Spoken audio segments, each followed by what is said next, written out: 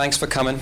I'm just going to pass it over to Jeremia, who's going to open us up. Thanks, Tim. Good afternoon, everyone. Thanks for coming today on such a beautiful day outside. We're here because we believe you have something to contribute.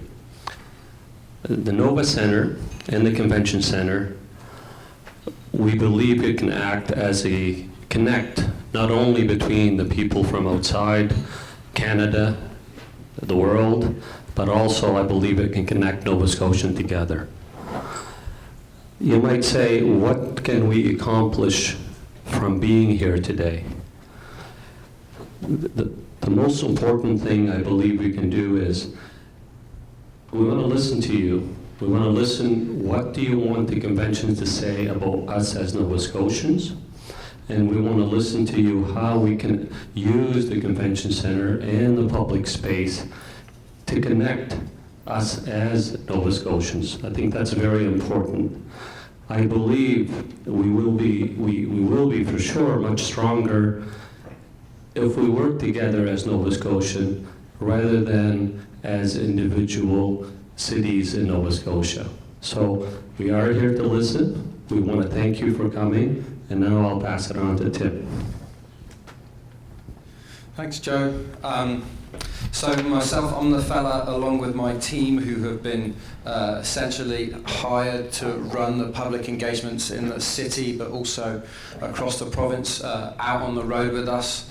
For these three is myself. There's Marguerite Drescher, who has a little company called Brave Space, who's a graphic artist. She'll be capturing the outcomes as they come up on the wall there. A good friend of mine, Rachel Derra, who runs a lot of the street engagement. We're helping run the process tonight, and then we're live streaming as well. So we have Craig Moore from Spider Video, who will be live streaming. So everything that's happening here is being live streamed on the website, and there's a chat room attached to that on Ustream. So if you have to leave early, feel free to tune in online. So that gives you a little sense of who we are and what we're doing. I was excited when the conversation came up about doing not just engagements in the city but across the province. And the reason I got excited was I don't think that had been done before. When there's like a $500 million development going into the heart of the city of Halifax, to then go out across the province and say, how could this have benefit for not just the city? How could this have benefit for communities across this province? For me, I was excited by that because I felt like it was a change in the culture of how we do things. That so often I feel the culture is one community can be competing against another community, or one region competing against another region. And so for me, I was like, there's something quite subtle here. Although there's very practical things we can achieve today in terms of how does the businesses and what is happening in Cape Breton, how can this building be a springboard to bring people out here? But I think there's something even more subtle going on, actually, which is about how Nova Scotia is going to approach its future. And are we going to approach it as a fragmented province in competition with each other? You know, or are we actually going to start working together? And my fundamental belief is that we're only going to be successful if we work together. And that these engagements for me are a step in that direction. There's a huge development happening in our city, right in Halifax. And now it's like, how does that connect to the rest of the province? How does this not just be about one place? How can this have benefit across communities all over the province? So that's why I was excited to take it, because I felt there was something countercultural in the approach, something that felt to me like this is innovative. This is innovative, the way that we're approaching this. And that got me excited. So I'm very happy to see the tables full. That's exciting too. So just some little sense of the afternoon welcome now. We're going to do a check-in. We're just going to invite you to talk to people at your table just so you get to meet them and we can get into the conversation. There'll be a presentation around the Nova Centre, which is the building as a whole. We'll then be throwing it over to you to get some of your input into the Nova Centre. We'll then go back and there'll be some presentation around the Convention Centre part of it. And then we'll go out again to the tables here. There'll be conversation at the tables. We'll be breaking out into 3 different groups and you'll get to give your input into the Convention Centre as well, and then we'll close. We expect to be done by 4 p.m. The purpose of these engagements is to be a highly responsive and participatory interface between the decision makers, the stakeholders, and the public. What we're trying to do is make the gap between those people who are making decisions and those people who are affected by them as small as possible. That's what we're trying to do. And so when we're working, we're doing participatory events. The majority of this event is going to be you talking to each other. It's not going to be speakers. Of the 2 hours, about 30 minutes of it is presentation. The rest of it is us talking to each other, figuring out our own issues and our own challenges and our own problems. So it's participatory. We're doing street engagement, where we're going out and we're engaging people across the streets. What you can see on the tables is some of the results of that. And we're also doing a whole series of online engagements. So there's a website, there's feedback online, we're working Twitter, we're working Facebook. So there's we're trying to find as many ways as possible for different types of humans to engage it. Some people love going to events and talking to people. Some people don't like talking to people. They'd much rather sit at home and do it through their computer console. You know, some people would rather go on the street and engage them and have an artist capture the outputs, which is what these pieces of art are around the room. Is they're things that came from engagements on the street where we were going out and engaging with citizens on the streets. So just to give you a little sense of how we're working. The kind of timeline, so we've done an initial gathering in the city, the town hall. We've done a vision and principles gathering where we were like, okay, what's the vision for this building? You know, what's the tone we want it to strike? What's the kind of architectural nature that we want it to be? We're now going across the province with 5 provincial engagements. So Sydney, New Glasgow, Truro, Wolfburn, and Lunenburg. Again, that's focused around the vision of the building and very specifically, what are some very concrete things we can achieve in terms of programming, in terms of policy, in terms of creating partnerships that will create benefit in communities across the province when a development like this goes in downtown. So that's what we're working on today. We're then going back into the city October the 3rd, based upon the engagements in July and these engagements across the province. We're coming up with renderings of the building based upon what people say. So you're getting to influence the design, the architectural tone of the building. And then October 3rd, we'll hear those. And then we're going into the streetscape. There'll be the public space. So there's a space inside the building which the public is going to be able to move through. So we're also looking at, so if you've got people from in Halifax and they're moving through the public space, how can Nova Scotia as a whole be represented there? How can people walk through that space and feel inspired and excited to go to Cape Breton or Lunenburg or other parts of the province?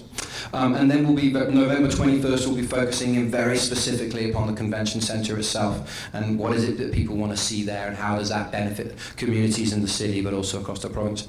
And then in December, we'll do a final launch, which is like, okay, we've listened, here's the building that we're putting together in response to what the public have said they want, and also obviously taking into account the needs that the government has and the developer.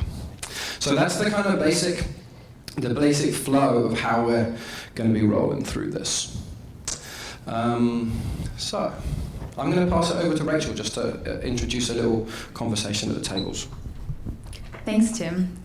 So before we dig into the content of today, hear presentations, and really talk to each other and start gathering ideas, we're just going to take about 5 minutes and turn to a neighbor at your table, preferably someone that you don't know. Just be curious about who's in the room and what we've got to learn. And think about this question. What has been your best experience of an urban development making a positive impact across a region? That doesn't have to be Halifax, Cape Breton. It doesn't have to be in Nova Scotia. Great if it was.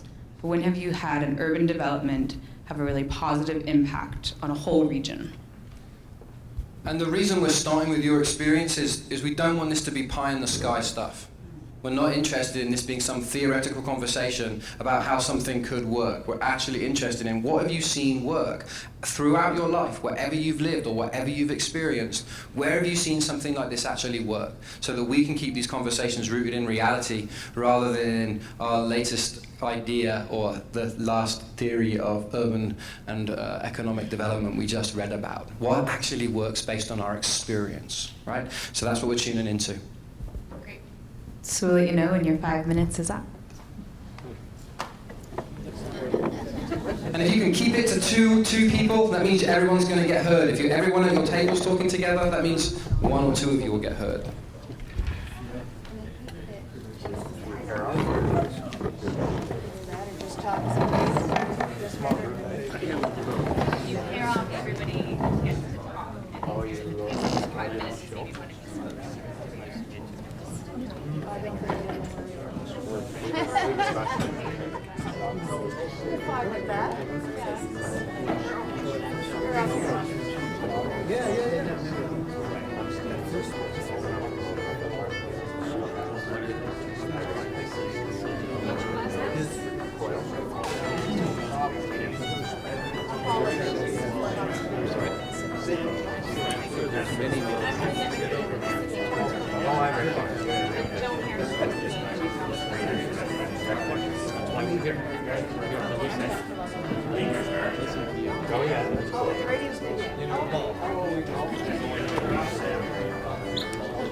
Oh, I know.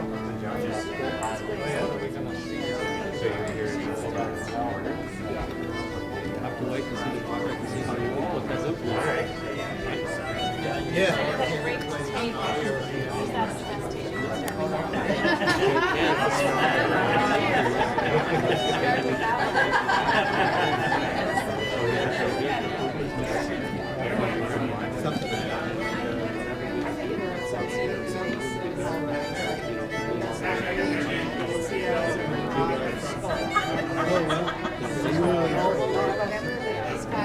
You're not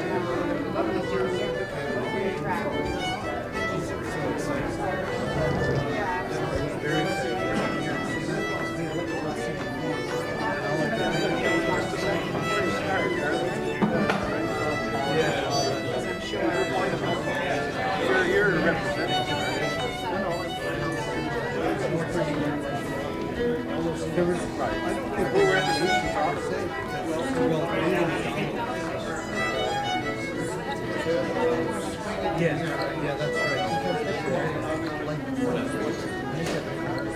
But we weren't amalgamated at that time. Right? So the city has their. Unless what do you guys want? Well, we were the leadership. That's right. That's right. There's actually one here, so he's building it. Yeah.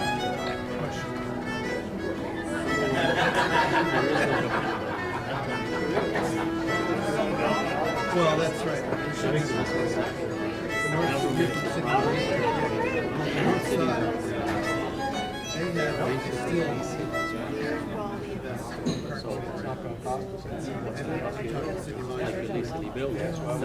All right, please wrap up these conversations. We'd love to hear from a couple of you what came up, what was interesting or surprising to you. Just put your hand up, let us know you're there, and we'll come to you. Yeah, go ahead.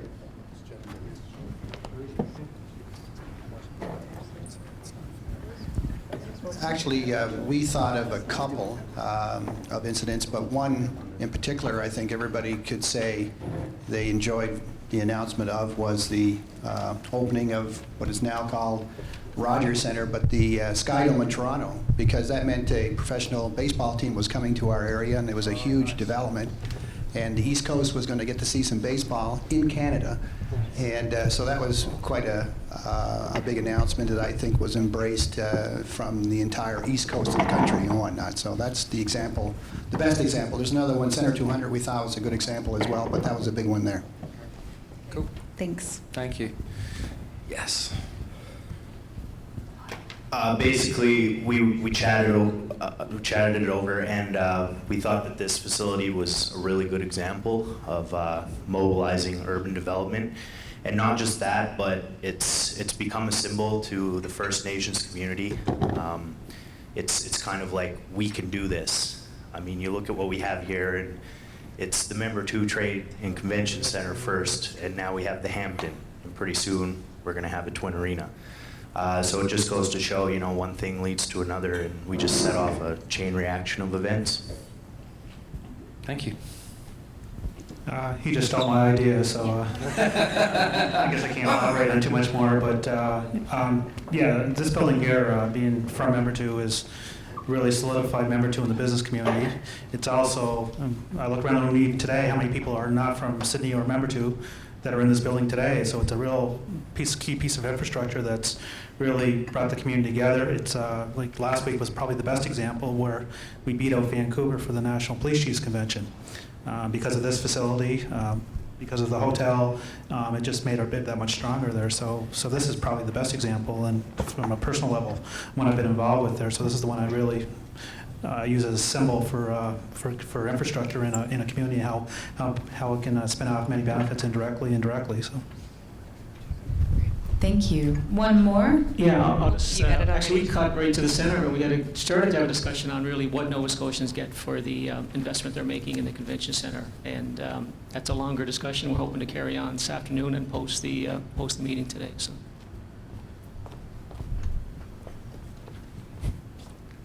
Great. Any others just before I cut anyone off? Oh, we got one more here and then we'll be done.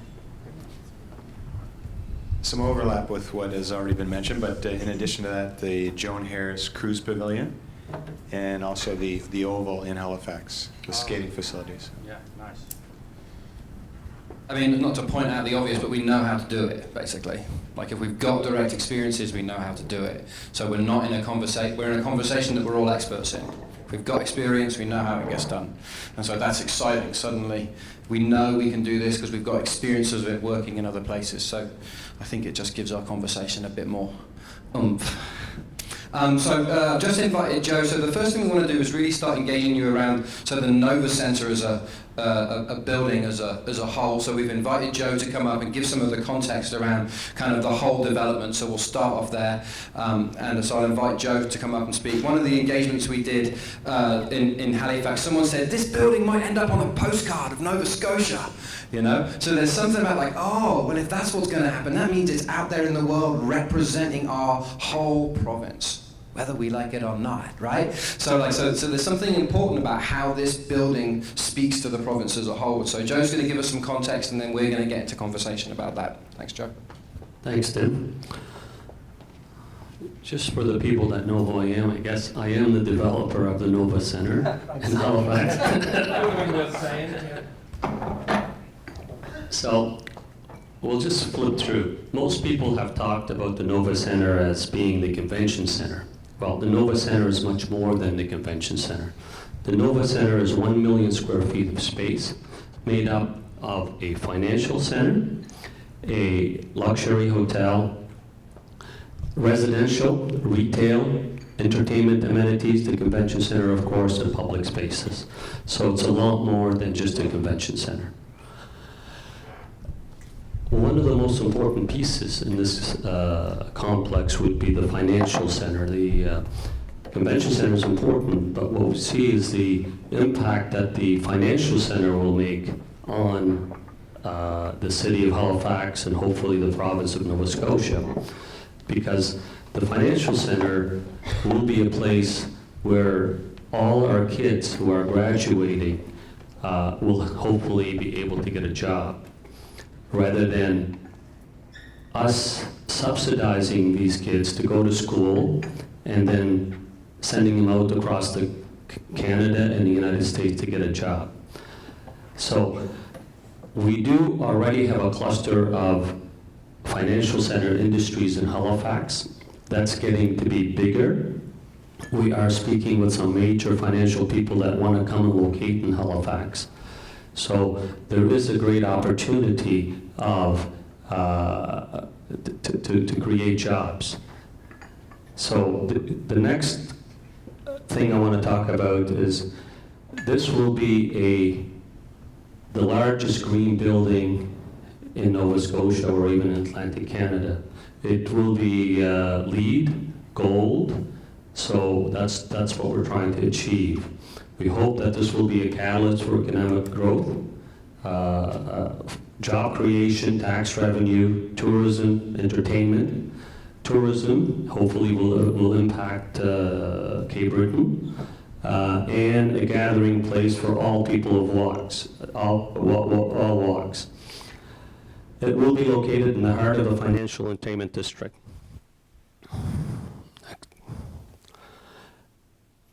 The Nova Center, as I mentioned, is a lot more than the convention center, and the convention center is only a tenant. We just had a conversation at our table that this building, and we are being subsidized by the government. The convention center is basically a tenant. There's no money coming from the province, there's no money coming from the city to the convention center, nor to the Nova Center. On completion, the province and the developer will be that of tenant and landlord. That's the relationship. Like with all tenants, the province will pay for their tenant improvements, and that money is what the federal government is putting in. So basically, it's a lease between ourselves and the province. Our aspiration are that the Nova Center will position Atlantic Canada as a nucleus for people to come together, connect, share ideas, and celebrate. And that's what we're here today. We want to hear from you. How can this project impact you here in Cape Breton? We believe that it will connect all Nova Scotians, and we believe it will attract people to not only Halifax, but to the rest of the province. Next. Community engagement. There is 11 sessions that we're holding, and we are here today. We don't have to be here today, but we are interested in what you have to say. We want to listen to what you have to say and see how we can make this project better, how we can work together and see how we can have you have an influence on this project and be a part of this project.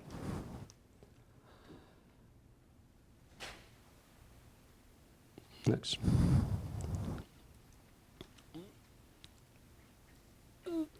So we've done 3 public engagement sessions already. This is the 4th. We will be doing Truro and Bridgewater, New Glasgow, and Truro this week. Okay.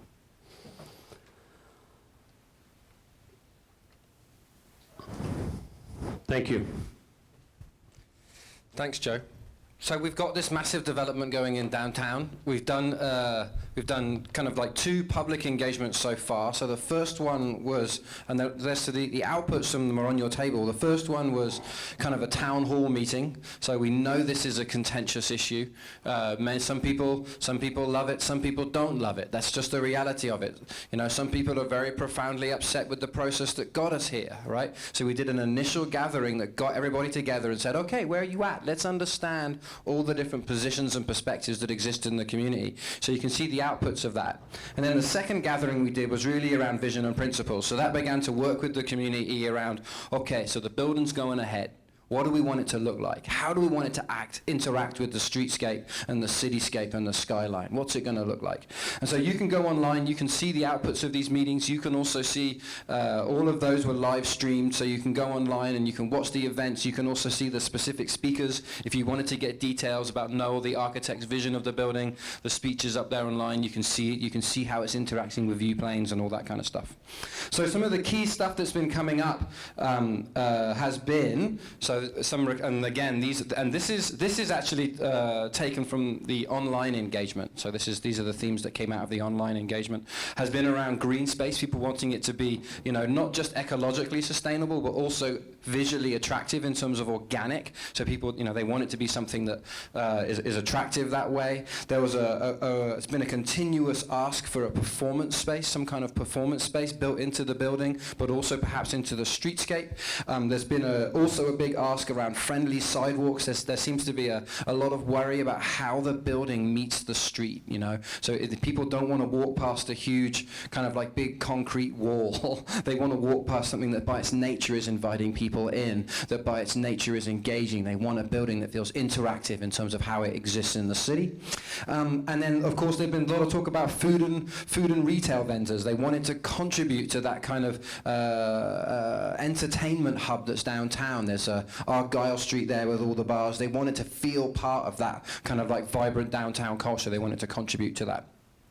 So that's some of the key kind of inputs we've been getting from the public. And I sat down with Joe and Noel last week, and we went through all of this detail, all of this outputs in a lot of detail. And you know, by the time we come to October 3rd, you know, I think that people are going to be very excited by how much of public input is being integrated into the designs of these buildings. I think it's quite remarkable. So I'm looking forward to October 3rd rolling around. So this is now our chance to get into it. So if this building does end up on a postcard, then it's going to represent Nova Scotia as a whole. If people are walking through the downtown of Halifax and they walk through this building and they go through the public space, the vision for the public space is that would be something that when people walk through it, it represents Nova Scotia, that people go in there and they encounter some event that's happening in another part of the province and they're like, oh, John, let's go up into that. That looks pretty exciting. Let's go up there. So there's this desire for this building to be a springboard for visitors to be going other places. But not only that, for it also to be somewhere that can attract economic benefit from other parts of the province, right? So like what is the industry and what is the activity that a building like this that your communities could contribute to it? What's the opportunity that we could benefit from something like this, you know? Both in terms of like pulling people out, but also are people going there and contributing to the building? So that's where we're at. And so how can this building reflect a compelling vision for all Nova Scotia? That's our question for you. How can this building reflect a compelling vision for all Nova Scotia? This building's going to be on like newspaper front pages when they cut the ribbon, you know, and it's going to be like, this is Nova Scotia, and everyone's going to look at it, right? And it's going to represent us all. So there's a sincere question now. Okay, what does this building need to be? What does this building need to become to be something that you feel you could feel proud it could represent you? What does it need to stand for? Great, so we're going to open it up to the tables for about 10 minutes and then we're going to come back to you and we'll get some feedback. So 10 minutes at the tables. How can this building reflect a compelling vision for all of Nova Scotia? It's over to you.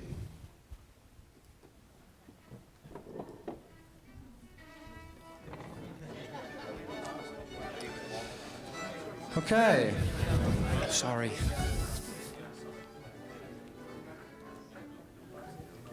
Thank you. So we've got Dawn and Helen MacDonald on music today. It's very nice, isn't it? Thank you very much. So, I can't believe we have meetings without music. I actually don't know how we have good meetings without music. It's beyond me. So what we'd like to do is we'd like to just hear some of these. Marguerite is going to go around and collect these, and we're going to take them together and we're going to cluster them up on the wall, and we're just going to see what are the almost like what's the patterns that have come out across all of these tables. Again, because what we're trying to do is we're trying to find out the opinion of the room rather than the opinion of one table or one individual. So we're just going to cluster them up there and see if we can kind of map the brain of the room a little bit. But as we do that, is there anything that came up? What were some of the things that came up at this table? What were some of the things that came up at the table? One thing that we thought, in the absence of not having that center here, and submitting to the bigger picture, as they say, but anyway, and I've seen this done very, very well. I would like to see, or our table would like to see, a showcase wall inside the public space, and it could be a glass enclosure about the size, each individual one is a pane of glass over there. And inside that glass, each of the Nova Scotia counties could take the responsibility for putting what they think best represents the county to showcase the county. And I think that every county would embrace that. It would give them individual input. It's a way to get their arms and say, I had a say, I had a play in that. Second thing, and I think this is a really great idea, is that we're all aware around the world there are some iconic structures, and one of the ones that was brought up at our table was the Opera House in Sydney. Another one, the Pan Pacific Hotel in Vancouver. Whatever we do for a design, it's got to be iconic. It's got to be individual. It's got to say something about us. And it's got to be, when you show that picture, it's like the Nike swish sign. That's Nike, that's Halifax. So that was the two that we came up with. Any other tables got something cooking? Anything over here? We're cooking on the economics. Cooking on the economics. Anything over here? Well, we've heard you already. Is there anyone else? No, ours was basically on the same line. Grab the mic. Ours was basically on the same line, that we wanted something in that building that would showcase the rest of the province. And Adrian, you elaborated on it by talking about the counties having the ability to have the input on that. So that was a main focus of us. And we really liked the idea that it had to be something iconic and dynamic so that it represents all of Nova Scotia, whatever that might be. Right. Great. Anything come up here? Everyone's passing it on to somebody else. No, you. It looks like everyone's pointing at you. There we go. Me? Yeah, because I'm writing. Give the mic to the girl with her head down. We, I think, are on the same page. We talked about it being a very innovative, iconic space with naturally sourced products where possible. And we also talked about it representing all of Nova Scotia beyond just as a tourism destination, but as well as a tourism destination, but highlighting some of the key value propositions in different industries that exist as an opportunity for growth. And I said that, local products. Anything else? Buy locally products. Is that it? And the natural elements. Yeah. Thanks. Anything over here from this table? Not allowed to talk. That contravenes every rule of public engagement, wasn't it? Basically, we were looking at the same idea as having the counties put in things that represent the county, but instead of having a static display, we were thinking about having simulations to engage people, i.e. walking the Skyline Trail or driving parts of the Cabot Trail. Neat. Like a video game or something. Anything over here, gentlemen? Just going to reiterate what everybody else said. The iconic design is what came up in our table. And same two ideas, you know, the convention center in Vancouver that looks like a big sailboat, and the opera house in Sydney, Australia, which put Australia, basically that's the postcard for Australia. Same idea. Now how you do this for Nova Scotia? That's the challenge, right? That's the invitation. That's why there's an architect. Marguerite, just anything that came up that just from the post-its that strikes a different tone than what we've heard already, maybe? I think the only one that didn't kind of come up here was around language authenticity. So having some kind of cultural mosaic, I think is what it says. So English, Mi'kmaq, Gaelic, and French being represented. And another one also around promoting the diversity of Nova Scotia. Thank you. Super, thank you very much. So we're going to move into now hearing from Scott and Stephen, who are going to bring some of the perspective around the convention centre itself and how that can begin. What's the kind of vision for the convention centre? What's going on? What are some of the kind of economic patterns, and how do we, what do convention centre visitors do when they come to a place like this, and how do they travel, and what kind of human are they? So we can get a sense of that, and also how the convention centre itself might be integrated into a region like this. So I'm going to pass it over to Scott, who's opened up, followed by Stephen, then Scott will close.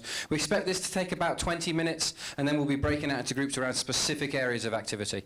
So over to Scott.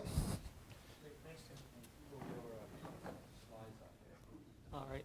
I've had actually quite a treat over the last 10 days. I've been with Trade Center Limited for quite some time, and more importantly, maybe more focused over the last 3 years as CEO. So I've spoken a great deal on this project over the last 3 years, but I haven't had one conversation for the past 10 days. I've been at the bungalow around Island and quite happy, although I wasn't so happy about putting these clothes back on today to come in. But I am excited to be here because it is a business that I think I grew up in. I've been in this business for 27 years, and I've learned a lot, and I've learned some pretty exciting things on how we can I think, be a world leader in Nova Scotia in this particular category. I'm not going to be able to cover all that off today, but what I wanted to do is touch a little bit maybe on 4 points, and I'd be happy to, I've been to Sydney a number of times speaking with smaller groups, happy to come back this fall to do that. I plan to be here. I had a couple of great conversations on the economics of this business. Happy to continue that conversation after the session today and at any time for that matter. So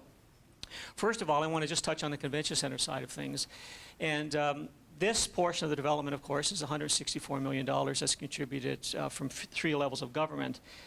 The key and the differentiator here from my end is the fact that this is a contribution from 3 levels of government to lease this space over a 35-plus year period of time. All of the risk and the cost overruns and other challenges that a developer or an entity might have when they're building these public facilities is all borne by the developer. There's a contract that will be signed to lease space in certain conditions with certain equipment, and that will be done and open and operational by January of 2016. It's going to be LEED Gold, and it will be approximately 120,000 square feet of rentable space. Now, the space we have today is 55,000 square feet, and it's not at all of this standard, of course. It's 55,000 square feet that includes about 20,000 that would be considered to be quality space or nationally quality space.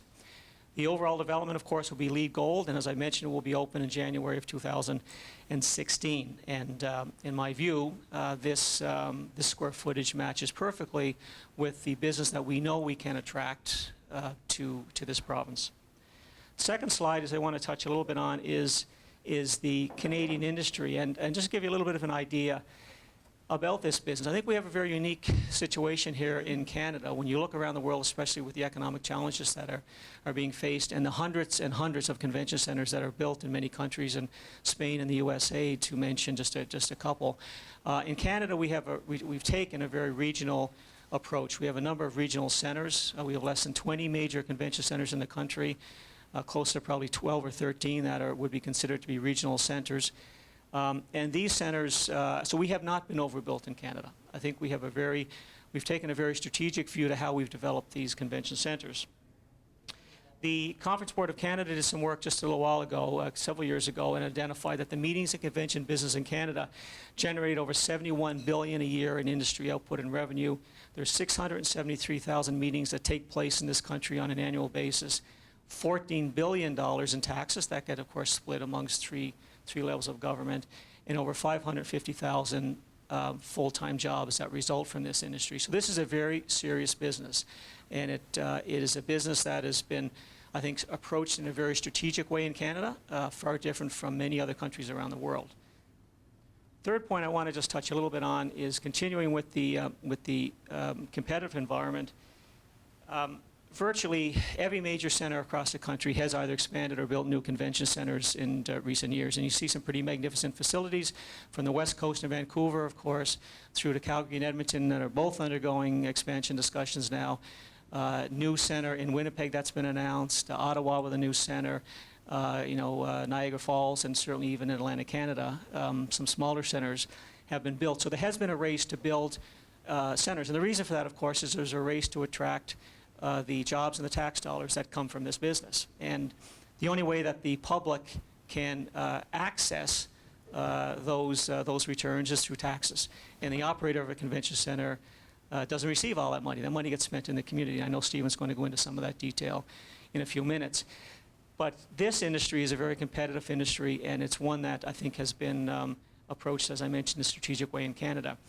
Half of our facility today is really not what I would call be at a national standard. We have one room that's 20,000 square feet that is considered to be a quality space. Everything else in our facility is either characterized by low ceilings or pillars and posts. And our challenge is that convention centers are intended to attract multiple conferences. It's not all about the one big conference, the home run. It's about multiple. So if you look at anywhere in the country, you'll see 2 or 3 medium-sized conferences happening at the same time. In our case, we get one at a time, because the first conference that books the space, it's like having a hotel with one great room. They get the room, the second conference that comes in defers for a future year or doesn't return. So we've measured our lost business. We've identified since 2007 over 100 conferences that we've lost because we don't have the space that they require. So we've known this for some time, of course, and we've worked on it for some time, that our current facility is outdated, and we've essentially hit a ceiling with respect to the space that we can, or the conferences that we can attract into the future. Please. You're not going to put my mic closer to my mouth, I hope. Yeah.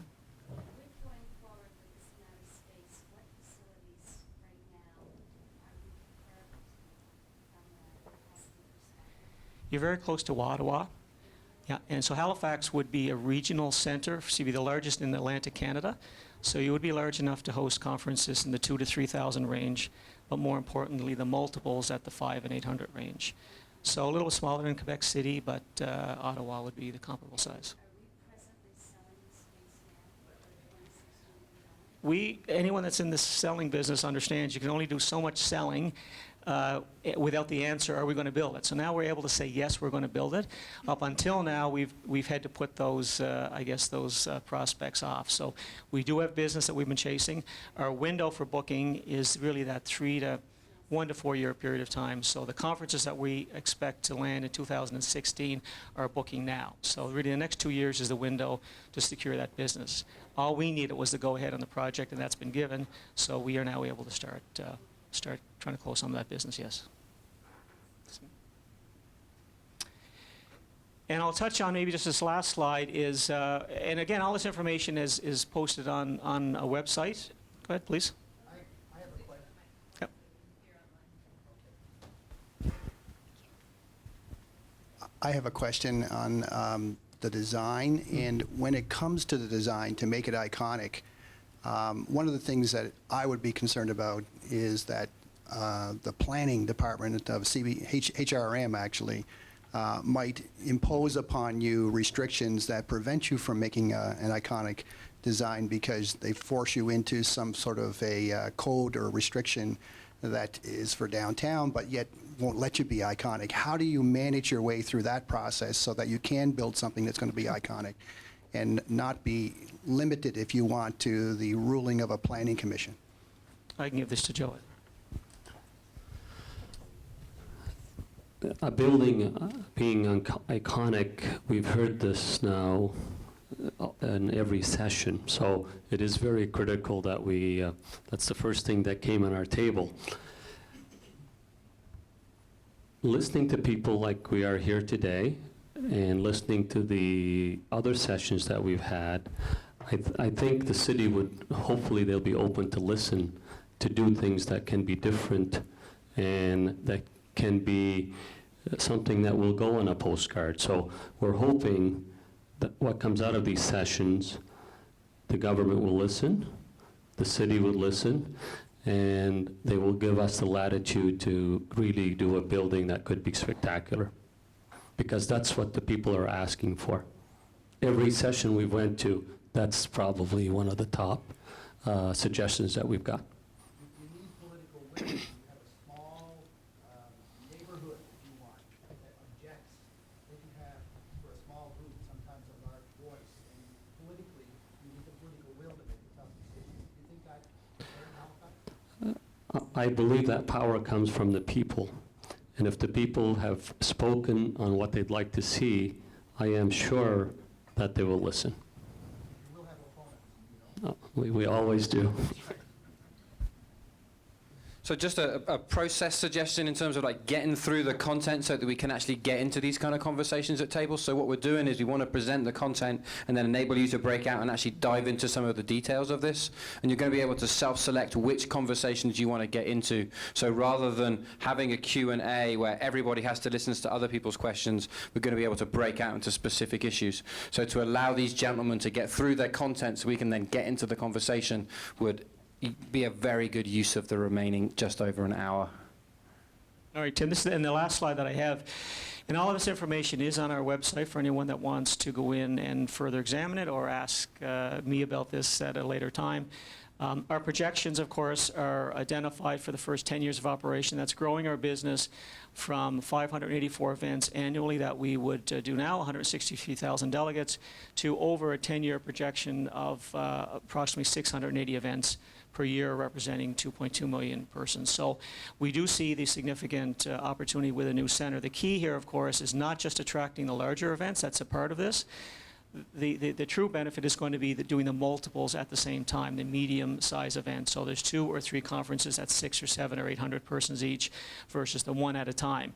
And of course, our focus is on the national and international business. And as I mentioned, the Canadian market, which is quite unique, is we have quite a stable national association market that everyone's aware of, and every doctor, lawyer, engineer, and many thousands of others actually belong to them. These national associations rotate on a regular basis, so every 3 years we have an opportunity to book that business here in Nova Scotia. And regardless of what's happening in the economy, the doctors and the lawyers and everyone else, they still meet. That business is still strong, it's very stable, and we do very well with our share of it this year, given the size of the facility that we have. So that's, the national market is a big market and a big advantage for any regional center in Canada. The other markets, international conferences are a huge opportunity, we feel. And the corporate market, which is a market that hasn't really been developed in Nova Scotia. But you know, when you look at golf courses and other developments around the province, you know, these markets fit well with those products. And we see all 3 of those markets as prime markets for, that we're targeting for development into the future. So those are the 4 slides I have. I have a couple comments later on that I'll come back and I'll give, but I'll pass the mic on to Stephen for a few comments on the economic side of this business. Thank you. Thanks, Scott. I'm gonna take about 5 minutes to provide you with some information to get you thinking about how the economic and tourism opportunities around this development can benefit the entire province. I'm Stephen Coyle with Economic and Rural Development and Tourism, and I manage the Tourism Research Program. All right. So, three areas of presentation, a bit about the business case, and just to build on some of what Scott has already talked about, so the economic impact of the center. Economic and tourism development opportunities, and then in closing just talk a bit about how this fits in with the long-term tourism strategy for the province.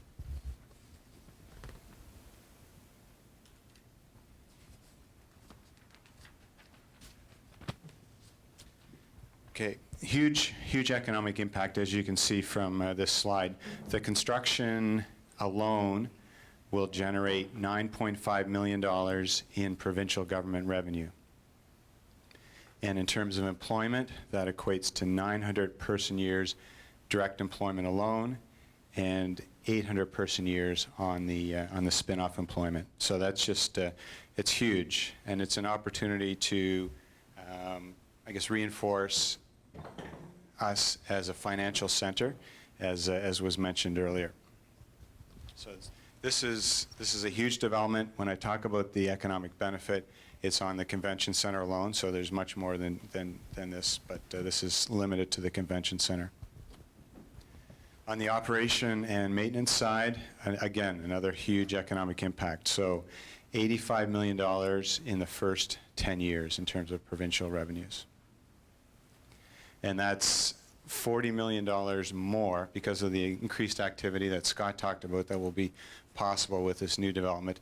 That's $40 million more than what would be possible with the current infrastructure. So impacts limited not just in Halifax but throughout the province, and we're talking about employment, the food sector, accommodations, security, logistics, entertainment, transportation, and retail. So,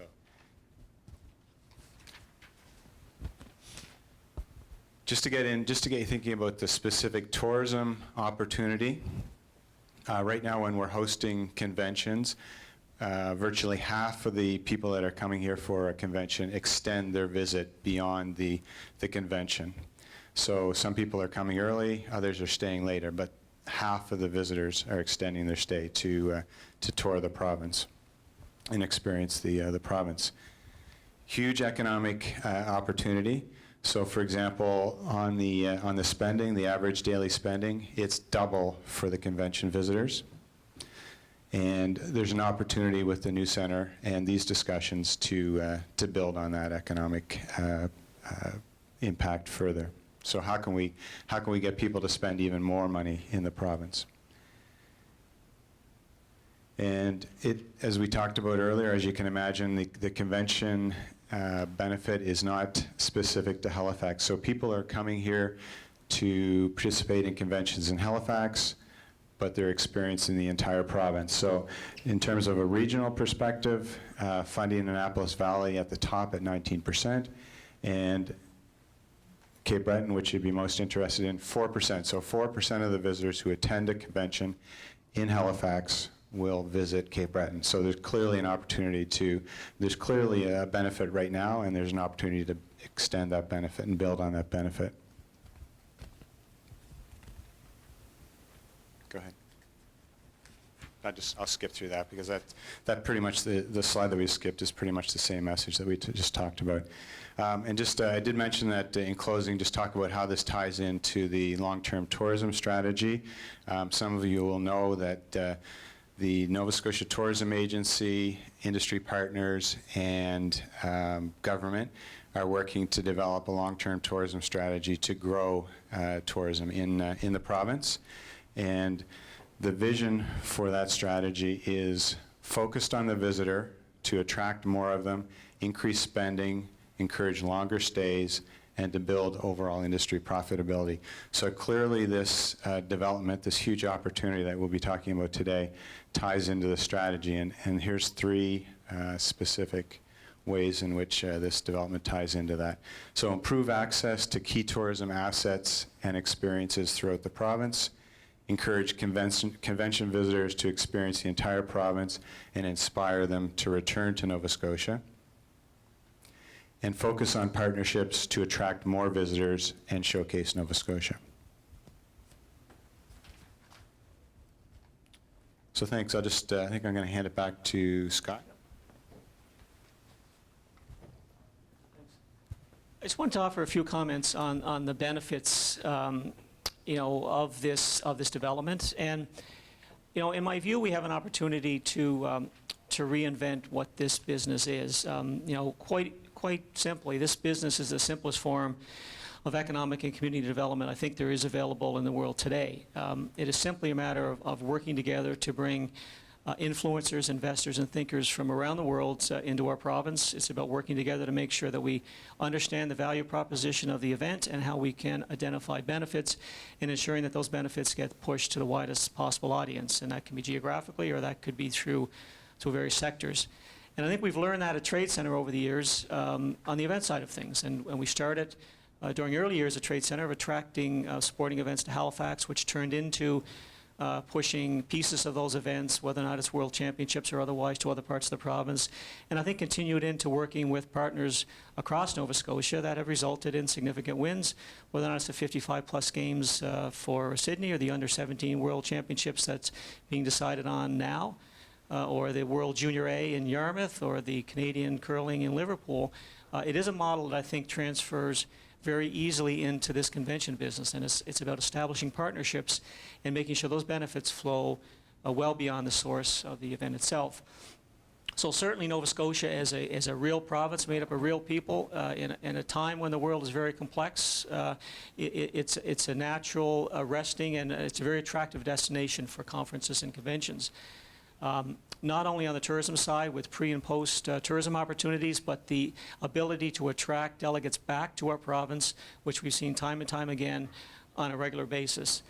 Supporting local businesses, not only the suppliers of businesses, whether or not they're meeting planners or food and beverage suppliers, but also the opportunity to build and attract innovation into your community. I look at when you attract a world conference to your community, no matter where it is in Nova Scotia, you are in fact the world center for that conference, whether or not it's biomagnetic engineering or medical informatics. And you have in fact in your community the biggest thinkers, investors, and researchers in the entire world. And it's all about, and 3 years in advance of of that. So the question is, how do you work together to make sure that we extract every benefit we can? And I had a conversation with Alan Britton, actually, at CBU, who leads the chemistry department this week, at a volleyball camp. And I was chatting with him about this, and he gave me back exactly what excites me. He talked about this international conference on environmental sensitivities that he's put together, that he's attracted to CBU. And he talks about how it's not just a conference. He uses it as an opportunity to attract students that want to come and stay on and study at CBU. He uses it as an opportunity to ensure that he gets universities and researchers from around the world to send their people who spend a summer or spend months at CBU doing their research. And he even went as far to say that he's trying to find ways to reach out to the business community to find commercializing or other opportunities for the research that they're doing. So he's just doing exactly what we're saying, which is the event is really the opportunity. How you work together to deliver it is really going to be key. There's training and learning opportunities, whether or not it's mentoring or culinary training or scientific research training. And of course, these centers provide a very significant benefit to community groups and organizations. And we do that now on a smaller scale, but we have limited space. And the hope is that with a larger facility, we're going to be able to embrace that even more and create more wealth and profile for Nova Scotia charities and community groups that are trying to raise their profile or raise their revenue stream for operations. So my view is that we have an opportunity here to reinvent what this business is. It's the people business. It's a team sport. It's a matter of how we work together to make sure that we extract every benefit that we can. One organization can't do it, and I'm hoping today is the first session to kick off some discussion on how we can create some of these partnerships. Thank you. Thanks, Scott. So, now we get to talk about all that. So that's hopefully giving you some content, some context, some input that can create some kind of container around these conversations now about, so how would we in this room and the people we know and work with in our communities and in our organizations and in our lives, how would we like to interact with in a development like this? How would we like to do that? Would you like to introduce this, Rach? Sure. Thanks. So we're going to be, for the next 30 to 35 minutes, diving into some detail around that question Tim just posed. How would we like to interact with the Nova Centre and Convention Centre? How would you like to, the people you work with, your communities, the Cape Breton region, Nova Scotia? We're going to do this in 3 different breakout groups, one led by Scott, one by Tim, one by Stephen, and we'll hear a couple words about those in a minute. But they are showcasing Nova Scotia, so that's tourism, our culture and heritage, and helping business grow. I'll give you a little run through of how those conversations will go. And Marguerite has prepared these great templates so that the conversation kind of hosts itself. When you sit down at the table, this feels really loud. When you sit down at the table, you'll get a little bit of context from the host about what they hope to talk about. And they have some questions to lead them through the conversation, but it's also going to be led by you, the questions that you bring, the perspectives that you bring. And one of the goals of these conversations is to hear from everyone who shows up, to share all the perspectives. And we'll record them. And after we've gone through some of these questions, to talk about what would most make a difference for you, what could happen, what kind of policies, programs, partnerships, what ideas can you come up with that would actually make the Convention Centre and the Nova Centre have a positive impact in your region. And near the end of the conversation, when there's about 5 minutes left, we're going to ask you to kind of pull all this together into 5-ish. We've got 5 post-it notes on the template. Some key ideas or key themes that came up again and again that you want the decision makers to see. What are the most important things that came up for decision makers, for the government, for a developer to go away with out of these conversations? We've got 3 principles for this conversation and 1 law. So the principles is just about how we can be together in good do you have a slide for principles? They're up there, look. Listen are to they? them. Okay, Yeah. okay. So the first one is listen to learn. So we're not really listening to think about how we're going to respond and what we're going to say next. We're not listening to agree, because when we disagree, that's actually when we end up learning the most. So listen to learn. Yeah, so this doesn't have to be a debate about who's right and wrong. We're trying to get as many different perspectives as possible to inform what we do next. This isn't about spending the next 35 minutes deciding that the person on my left was actually right all along. We're just trying to get as many perspectives as possible, and so listen to learn rather than to debate. Speak from experience. We've talked about that one already today, but we won't be speaking from the latest theory, from your biggest idea or concept. We're going to be speaking from our experiences that we've had in our lives, in our communities, because that's where real wisdom comes from. The third principle is to notice the patterns. It's what Marguerite's been doing up here today, and this is how we find the collective intelligence, that collective brain, so that we're not taking just one or two people's perspectives, but we're actually finding out what are the patterns, how can we be developing these programs, policies, ideas in a way that is showing that collective intelligence. And now the law is my favorite. So most of us have 2 feet. We have mobility. So if you find yourself going to one of these breakout groups and you're no longer learning or contributing, then feel free to stand up and find another breakout group where you may be able to do that. So please, at any time in the next half hour, don't feel stuck in one conversation. And this is contrary to what my mum told me was polite when I entered a conversation. So we're absolutely encouraging you to be impolite. We totally believe that if you're in the conversation because you're either learning something or you're able to contribute it or you care about it, you're going to be a far more useful participant than if you're sitting there waiting for it to end. So this is your responsibility. We all know what a good conversation feels like. Make sure you're part of one and use your 2 feet to take you to one. And it also, of course, gives you the opportunity to choose to stay as well. You're listening to something that's particularly uncomfortable, but maybe that's worth sitting through, right? Great, so let's hear a couple words first from Stephen. What are we going to be hearing about when we are showcasing Nova Scotia tourism? Yeah, and this will be your table, I think, why not? I get to stay put and people can come to me, but I guess just build on the research that we heard earlier about how tourism or how conventions in Halifax or a specific part of the province can benefit the whole province. So that's getting people to stay longer in pre and post visits and getting them to spend more money and experience more of the province. Brilliant. So we may end up pulling these 2 tables together, Stephen, for that one. I'm taking the showcasing our culture and heritage, so culture and heritage. So this is a lot about how the different cultures from across the province, how the arts, how the heritage of what it means to be from here can begin to show up in the building and also attract people out to it. I'm excited to be doing it. I'm a musician, I'm a traveling poet, have been for years, so it's nice for me to be able to host this conversation. And then and I'm going to be on these middle 2 tables here, and Scott, you're going to be down on these 2 tables down the end. All right, just on the business, I see this as being multiple levels. Of course, there's the whole idea of attracting more delegates and more conferences to the market. So it's all of the suppliers, all the organizations that participate in servicing, supplying. It's supporting important sectors such as the tourism business and how we can work together to make sure that the 500-person conference becomes the 800-person, which becomes a 1,200-person. That starts with a full press, full team effort years in advance because you've got 2 or 3 years notice when those conferences happen. So it's about expanding numbers. It's about making sure they understand what the value is of coming to Nova Scotia so they can get out to see other parts of the province. It goes right through to connecting with universities and private sector to figure out how we can support commercializing some of these great ideas that are coming out of our universities, and it's everything in between. So. Great, right. Thank you. Yeah, so Stephen's going to be here, so that's the showcasing Nova Scotia. Tim is going to be here, that's the culture and heritage. Scott is going to be here, that's helping businesses grow. Feel free to help us push the tables together. That would be lovely. We appreciate all the help we can get. It's public engagement after all.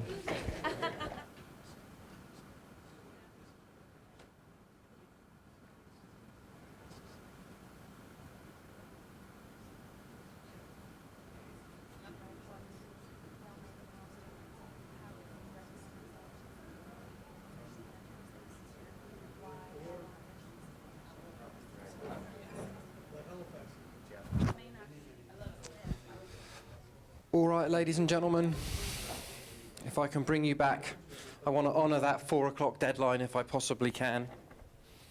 So I'm just going to, if if anyone's fit to burst and they need something to get down on the piece of paper that either Rach or Marguerite is writing on, you can come and see us directly after this and we'll make sure we get it in. So if we're cutting you off and you're fit to burst and you're like, I really wanted to get that point out, come and see us directly afterwards and we'll make sure we get it in. And also on the website, there is a feedback page that you can go to. You just go to the website, it's along the top, you click on feedback and you can enter in comments there. So if you're entering in comments that are direct follow-on from this event, please let us know that so that we know that we're getting information from people who participated in the Cape Breton event and it's a follow-on. It's something you wish you had said when you were here, and then we can then integrate that into the output from these events, right? So it doesn't get lost in the overall big picture. So that'll keep it focused. So that would be helpful for us in terms of discerning and working with this information really, really well. I hope it's been useful and productive for you. I'm just going to, just before we finish, I just want to do a quick kind of like stopgap. And if you could just turn to your neighbour literally for 2 or 3 minutes and be, so what was important for you today? Just very quickly, turn to your neighbour. What was important for you coming out of today? Go.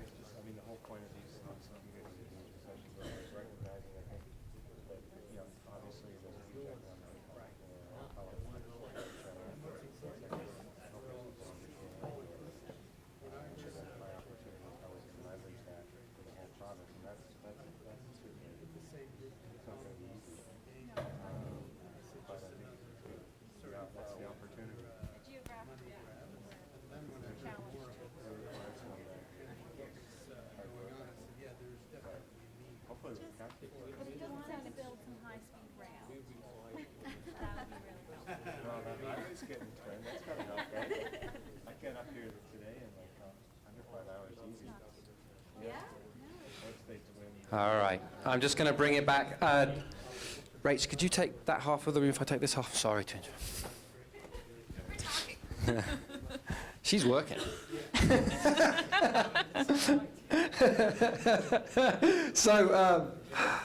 So just very quickly, just to hear, like, what was important for you today? If there's a couple of those, we'd love just to hear them. This is also about us learning. So we're doing 4 more of these, you know. So what was important for you today, either in terms of content or in terms of how we ran this? That would be helpful for us in terms of as we move forward. So any comments would be lovely to hear. It was important to hear that the facility is one that encompasses all of Nova Scotia. So at first I wasn't aware of that, and now I feel good. So that's important. I think it was important just that we were asked for our opinion, and I want to thank you all for coming to Cape Breton and across the province and really including us in the process. And hopefully we've demonstrated that we have a lot to say and want to continue in input and continue partnerships and relationships as we go forward. Thank you. Thanks. Anything down this end? What she said? Nice, that just sends me out of here. All right. Anyone fit to burst? I'm not cutting anybody off. All right. Super. Thank you very much for your time and attention today. It's been excellent. So just to give you a heads up, these are the dates coming up. So if you know people who live in these places, please tell them this was worthwhile there, so they should come and join us in these other places. That would be very useful for us. We're trying to generate as much interest and energy around these provincial engagements as possible. All the dates are up on the website. If you want to follow us either online, you can go here. Now, if you're interested in this building and you want to come and access some of the city engagements, but you can't can't get there, you can go online. And the way we work with the city engagements is we have a chat room attached to the streaming video, so you can be actually having your input in through the chat room, and then we integrate that into the output of the event. And we also go over to Craig, and we're like, Craig, what are people online saying? And they give us their opinions, and we integrate that into the room as well. So, so if you can't make the events and you are interested in kind of the engagements that are happening in Metro, please get online and get involved. That would be super. Thanks very much for your time and energy. Joe, any final words? Again, just thank you very much for coming. This was helpful to listen to your voice, which is hopefully is a little different voice than we've been hearing in Halifax, but the underlying theme has been the same. So thank you. We have listened. There will be a package like we've done, as Tim has done, that will capture. It will come out like this. It will be on the website that will capture what has happened today. So, and we want to hear from you on the website as well. I can tell you we are committed to make this building reflect who Nova Scotians are. And from my conversation with the government, they are committed to make sure this building reflects who Nova Scotians are in this building, and how can we make this building act as a connection between all of Nova Scotia. Thank you very much. Have a lovely day.